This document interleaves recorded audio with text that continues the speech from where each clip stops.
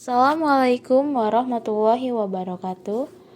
Halo semuanya, kami dari kelompok 5 ingin mempresentasikan hasil kerja kelompok kami yang berjudul menciptakan nilai kepuasan dan loyalitas pelanggan dalam mata kuliah Manajemen Pemasaran dengan dosen pengampun Bapak Ria Wirawan SEMM, Fakultas Ekonomi Bisnis Universitas Lampung.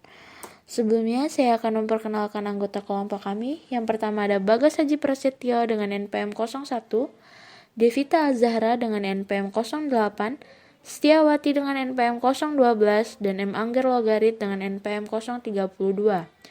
Selanjutnya, kita akan membahas bab per bab mengenai materi menciptakan nilai kepuasan dan loyalitas pelanggan sebagai berikut.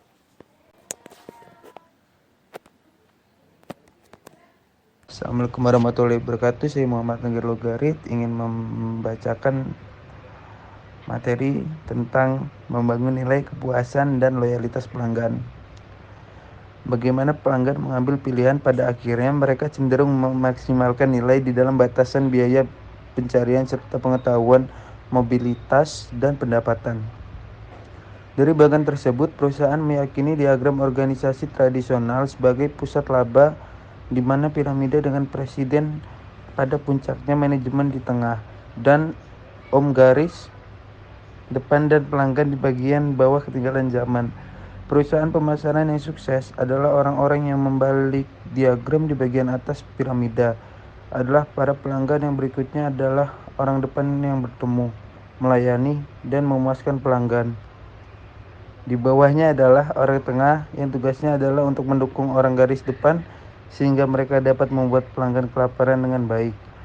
Dan di bagian bawah piramida adalah manajemen atas yang tugasnya adalah untuk menyewa dan mendukung manajemen menengah yang baik. Nilai yang diarsipkan pelanggan. Pelanggan memperkirakan tawaran mana yang akan menghantarkan tawaran nilai anggapan tertinggi dan bertindak atas dasar pemikiran berikut. Nilai yang dipersiapkan pelanggan. CPV, Customer Perceived Value, adalah selisih antara penilaian pelanggan protektif atas manfaat dari biaya dari suatu penawaran terhadap alternatifnya. Total manfaat pelanggan.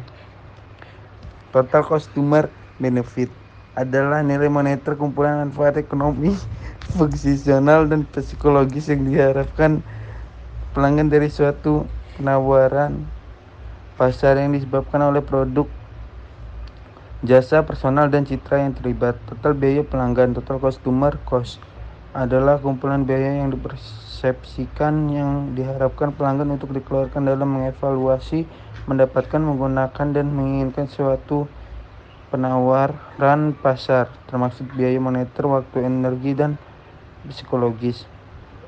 Maka nilai yang diarsipkan pelanggan didasarkan pada selisih antara apa yang didapat pelanggan dan apa yang ia berikan dan kemungkinan pilihan yang berbeda. Contoh kasus, pembelian perusahaan konstruksi besar ingin membeli sebuah traktor dari Caterpillar atau Komatsu. Pembelian ingin menggunakan traktor dalam pekerjaan konstruksi presidensial. Ia ingin traktor itu menghantarkan suatu tingkat reliabilitas, durabilitas, kinerja, dan nilai jual kembali. Ia mengevaluasi traktor itu dan memutuskan bahwa Caterpillar mempunyai manfaat produk yang lebih besar berdasarkan persepsinya tentang atribut-atribut tersebut. Dia juga mempertimbangkan perbedaan dalam layanan yang menyatakan pengiriman, pelatihan, pemeliharaan, dan memutuskan bahwa Caterpillar memberikan layanan yang lebih baik dan juga profesional, yang lebih berpengetahuan dan responsif. Terakhir, ia memberikan nilai yang lebih tinggi untuk citra atau reputasi korporat Caterpillar. Ia menambahkan semua manfaat ekonomi, fungsional, dan psikologis dari 4 sumber ini, produk, jasa, personal, dan citra, dan menganggap Caterpillar mengantarkan manfaat pelanggan yang lebih besar. Apakah ia akan membeli traktor Caterpillar? Tidak juga. Ia mempelajari perbandingan total biaya transaksi dengan Caterpillar dan Komatsu, dan tidak hanya terdiri dari uang. Ia juga mempertimbangkan apakah total biaya Caterpillar terlalu tinggi dalam kaitannya dengan total manfaat pelanggan yang dihantarkan Caterpillar jika pembeli dapat memilih Komatsu. Pembeli akan memilih sumber yang menurutnya menghantarkan nilai anggapan tertinggi. Menerapkan konsep nilai. Seringkali manajer mengadakan analisis nilai pelanggan untuk mengungkapkan kekuatan dan kelemahan perusahaan relatif terhadap kekuatan dan kelemahan berbagai persaingannya. Langkah-langkah dalam analisis adalah 1. Mengidentifikasi atribut dan manfaat utama yang dinilai pelanggan. 2. Menilai arti penting kuantitatif dari atribut dan manfaat yang berbeda. 3. Menilai kinerja perusahaan dan pesaing berdasarkan nilai pelanggan yang berbeda dan membandingkannya dengan peringkat arti pentingnya. 4. Mempelajari bagaimana pelanggan dalam segmen tertentu menentukan peringkat kinerja perusahaan terhadap pesaing utama tertentu berdasarkan suatu atribut atau manfaat. 5. Mengamati nilai pelanggan sepanjang waktu. Pilihan dan implikasi. Beberapa pemasar berpendapat bahwa proses yang diuraikan barusan terlalu rasional. Lalu bagaimana jika dapat menjelaskan pilihan ini? Berikut adalah 3 kemungkinannya. 1. Pembeli mungkin diperintahkan membeli pada harga terendah. Pembeli akan mundur sebelum perusahaan menyadari bahwa traktor Komatsu lebih mahal untuk dioperasikan. 3. Pembeli menikmati persahabatan jangka panjang dengan Wiraniaga Komatsu. Mengantarkan nilai pelanggan yang tinggi. Proposisi atau penawaran, nilai atau value proposition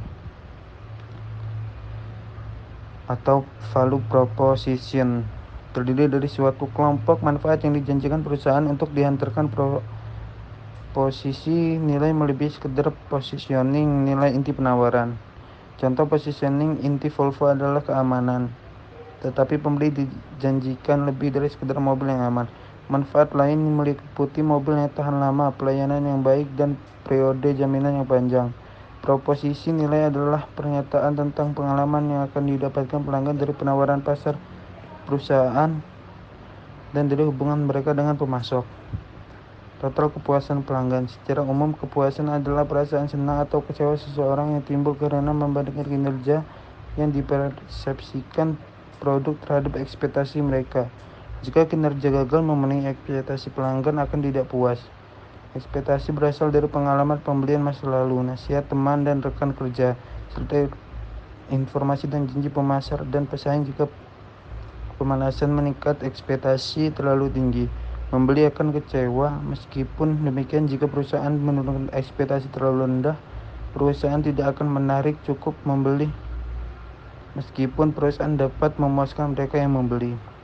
Kepuasan pelanggan untuk bersikap loyal atau bersikap tidak loyal merupakan akumulasi dari banyak masalah kecil dalam perusahaan. Selanjutnya akan dibacakan oleh Bagas Aji Prasetyo. Mengamati kepuasan. Teknik pengukuran. Ada sejumlah metode untuk mengukur kepuasan pelanggan. Antara lain, yang pertama survei berkala, yaitu dapat melacak kepuasan pelanggan secara langsung dan juga mengajukan pertanyaan tambahan untuk mengukur niat pembeli kembali dan memungkinkan atau kesediaan responden untuk merekomendasikan suatu perusahaan dan merah kepada orang lain. 2.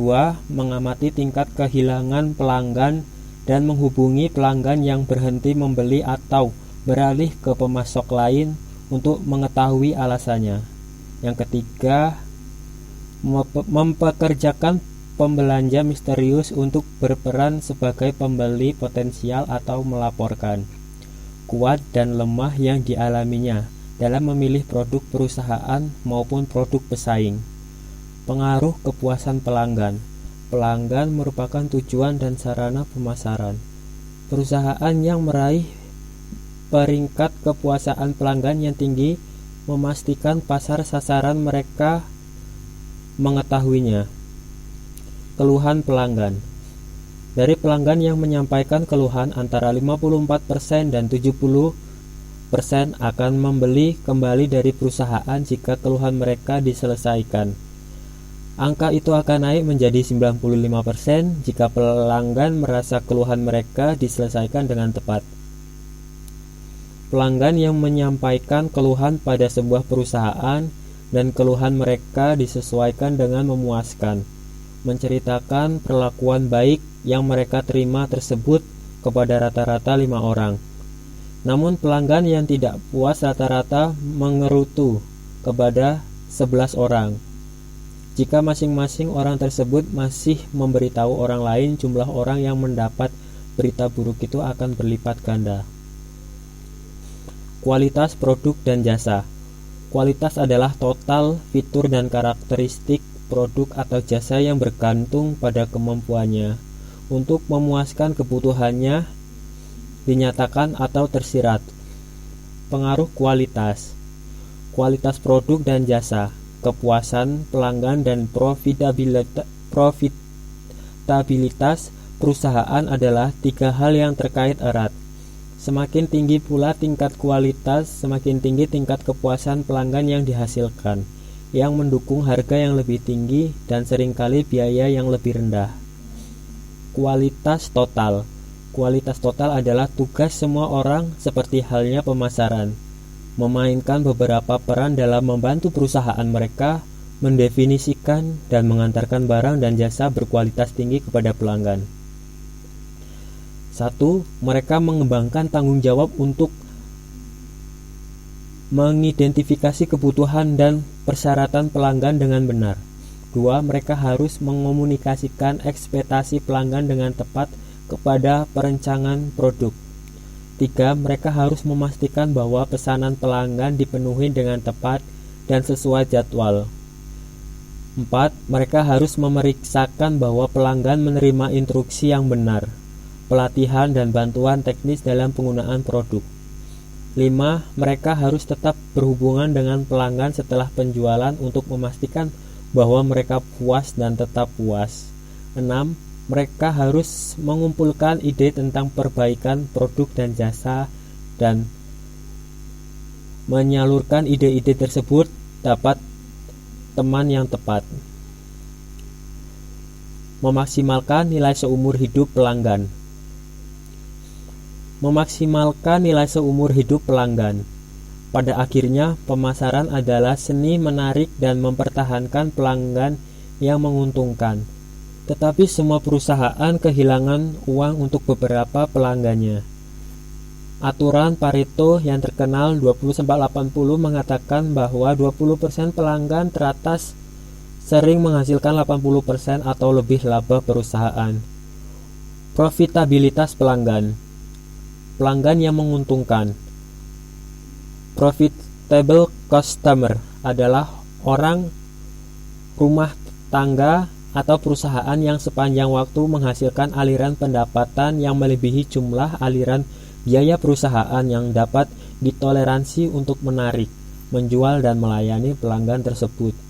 Ingat bahwa penekanannya adalah pada aliran pendapatan dan biaya seumur hidup, bukan pada laba transaksi tertentu. Analisis profitabilitas pelanggan. Jenis analisis profitabilitas. Setiap sel berisi simbol yang mempresentasikan profitabilitas penjualan produk tersebut kepada pelanggan. Pelanggan 1 sangat menguntungkan.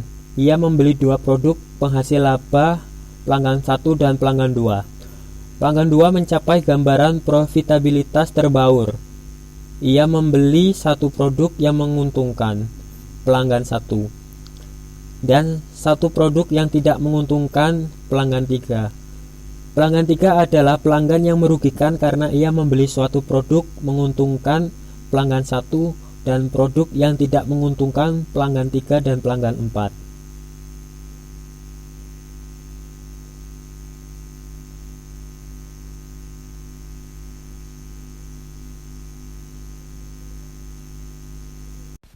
Portofolio pelanggan. Pemasar mengakui adanya kebutuhan untuk mengelola portofolio pelanggan yang terdiri dari berbagai kelompok pelanggan yang didefinisikan berdasarkan loyalitas, profitabilitas, dan faktor lain. Salah satu perspektifnya adalah bahwa portofolio perusahaan terdiri dari kombinasi rekan, teman, dan mitra yang terus berubah. Mengukur nilai seumur hidup pelanggan. Nilai seumur hidup pelanggan atau customer lifetime value menggambarkan nilai sekarang bersih atau net present value dari aliran laba masa depan yang diharapkan sepanjang pembelian sumber hidup pelanggan. Perusahaan harus mengurangkan dari biaya yang diharapkan untuk menarik, menjual, dan melayani akun pelanggan tersebut dari pendapatan yang diharapkan dengan menerapkan tingkat diskon yang tepat. Mengembangkan hubungan pelanggan. Yang pertama, manajemen hubungan pelanggan. Manajemen hubungan pelanggan atau Customer Relationship Management adalah proses mengolah informasi rinci tentang pelanggan perorangan dan semua titik kontak pelanggan secara sesakma untuk memaksimalkan loyalitas pelanggan. Titik kontak pelanggan adalah semua kejadian di mana pelanggan menghadapi merek dan produk dari pengalaman aktual ke komunikasi pribadi atau massal hingga observasi biasa. Pemasaran satu-satu. Beberapa dasar manajemen hubungan pelanggan diletakkan oleh Don Peppers dan Martha Rogers. Peppers dan Rogers menggarisbawahi kerangka kerja 4 langkah, yaitu yang pertama, mengidentifikasi prospek dan pelanggan Anda. Yang kedua, mendiferensiasikan pelanggan berdasarkan kebutuhan mereka dan nilai mereka untuk perusahaan Anda. Yang ketiga, berinteraksi dengan pelanggan perorangan untuk meningkatkan pengetahuan tentang kebutuhan perorangan mereka dan membangun hubungan yang lebih kuat. Dan yang terakhir, memodifikasi produk layanan dan pesan kepada setiap pelanggan. Meningkatkan nilai basis pelanggan. Pendorong utama nilai pemegang saham adalah nilai agregat dari basis pelanggan. Perusahaan top meningkatkan nilai basis pelanggan mereka dengan melaksanakan strategi berikut ini. Yang pertama, mengurangi tingkat keberhasilan pelanggan. Yang kedua, meningkatkan daya tahan hubungan pelanggan. Yang ketiga, meningkatkan potensi pertumbuhan setiap pelanggan melalui pangsa dompet atau share of value, penjualan silang atau cross-selling, dan penjualan ke atas atau upselling. Yang keempat, membuat pelanggan berlaba rendah lebih menguntungkan atau menghilangkan mereka. Dan yang terakhir, memfokuskan usaha yang tidak seimbang untuk pelanggan bernilai tinggi.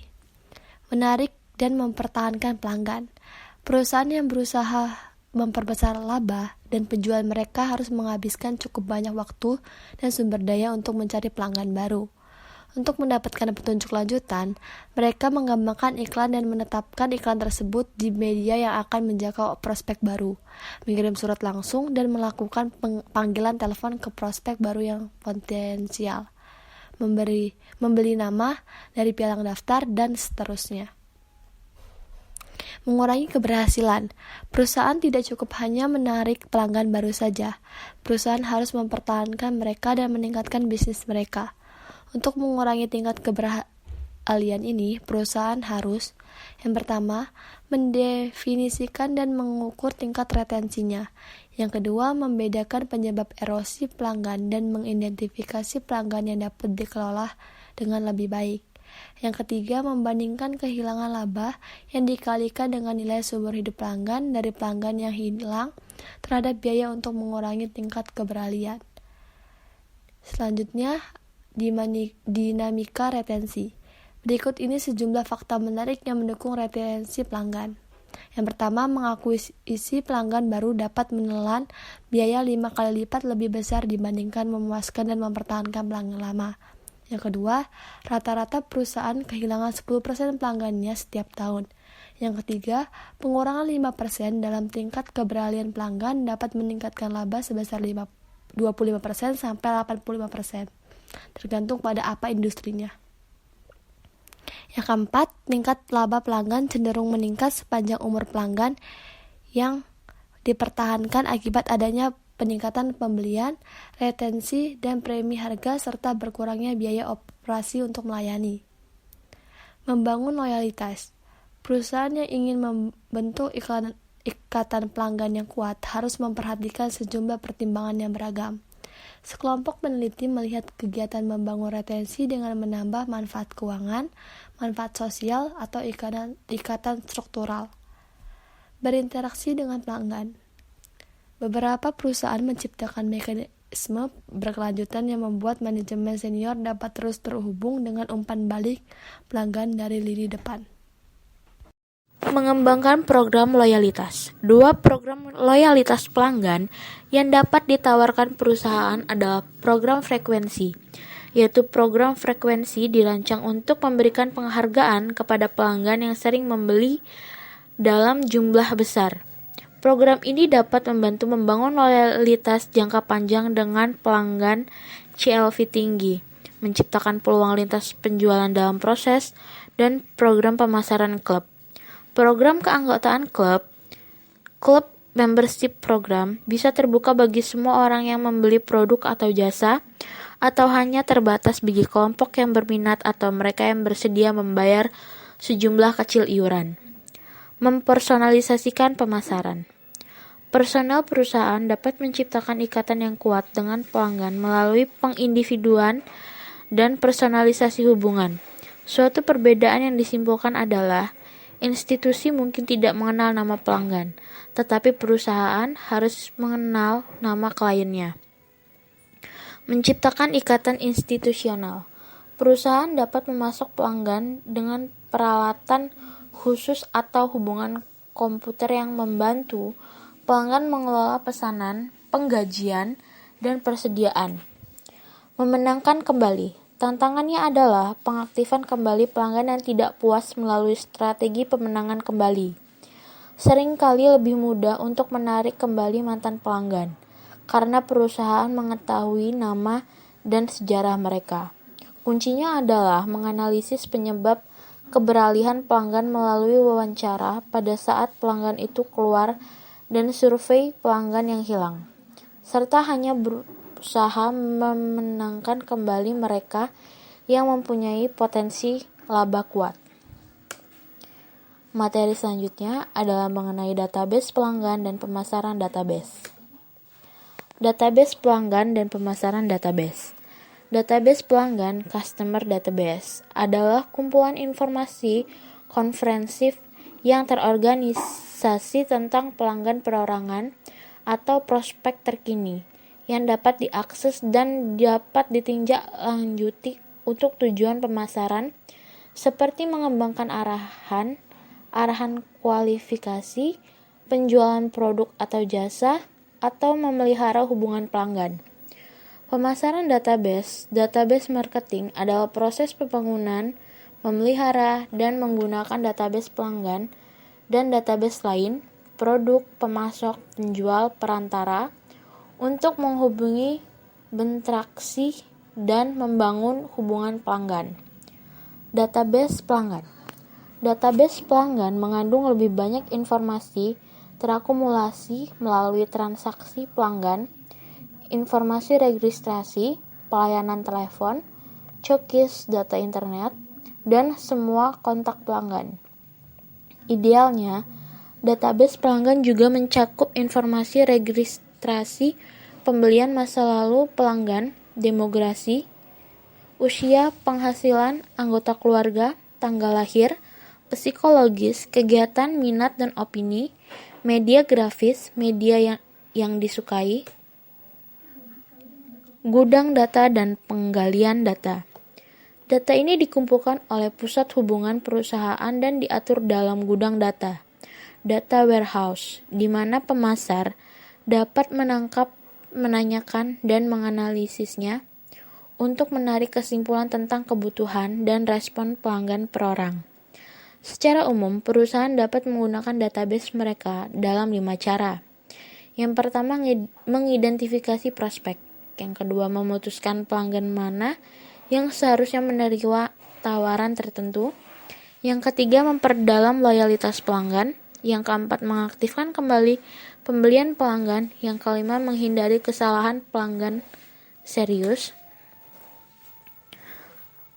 Kelemahan pemasaran database dan CRM.